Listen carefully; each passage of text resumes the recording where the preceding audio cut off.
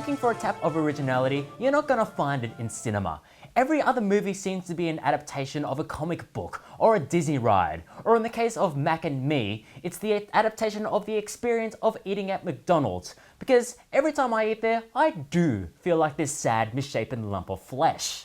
So it's no surprise that Hollywood is trying to make a quick buck or two out of video game movies.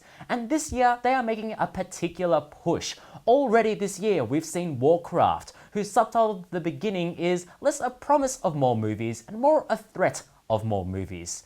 And we've also seen Angry Birds the movie, in which literal pigs arrive on an island by boat, steal its resources and destroy the local way of life. It is so anti-immigration, I'm surprised that the DVD doesn't come with the racist bumper sticker. And at the end of the year, we're going to get an Assassin's Creed movie starring Michael Fassbender. Personally, I'd be more interested if he reprised a previous role for this one. No, I'm not talking about Magneto, I'm talking about his role as sex addict Brandon Sullivan in 2011's Shame. It explained why he has to wear those robes and climb up all those towers. Some discretion is required when you're just jacking it almighty.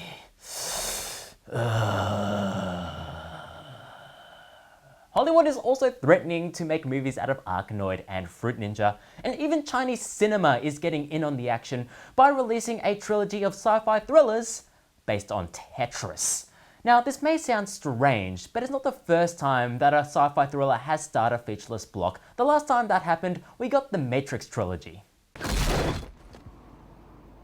Whoa. You may ask, how can they make a movie out of that? But a whole lot of Hollywood movies can be explained with a one-sentence game mechanic. Keep this bus above 50 miles per hour. Punch everyone in Europe. And watch as Michael Bay takes a big steaming dump on your childhood. But it's hard to be optimistic about video game movies when they all turn out to be bad or borderline lethal. On Rotten Tomatoes, no Hollywood video game adaptation has a higher score than of 50%. The highest one is at 42%, and it's the Angry Birds movie, which explains so much about this world. So why do these bad movies keep on being made? It's because they make money. The Resident Evil franchise alone has made over $900 million. So I'm surprised that the recent announcement for the Resident Evil 7 video game isn't just a life-size cardboard cutout of Mila Jovovich. But even if these movies don't make money at the box office, there are still those sweet, sweet tax write-offs, which is why Uwe Boll just kept on cranking out bad video game movies. Out of the 6 that made it to cinema, they all have an average Rotten Tomatoes score of just 5.5%, which pretty much explains the amount of effort that he put into those movies. So Uwe Boll, do you promise to put more effort into your movies next time? I've spent a lot of time talking about bad movies, but what will it take to make a good video game movie? I think it comes down to 3 things. It has to faithfully recreate the characters and the world. It has to mimic the experience of playing the game itself. And most vitally, it cannot be a cringeworthy pile of crap. Unfortunately, a lot of movies falter even at this level. Indeed, the amount of movies that could be classed as good video game movies is staggeringly low.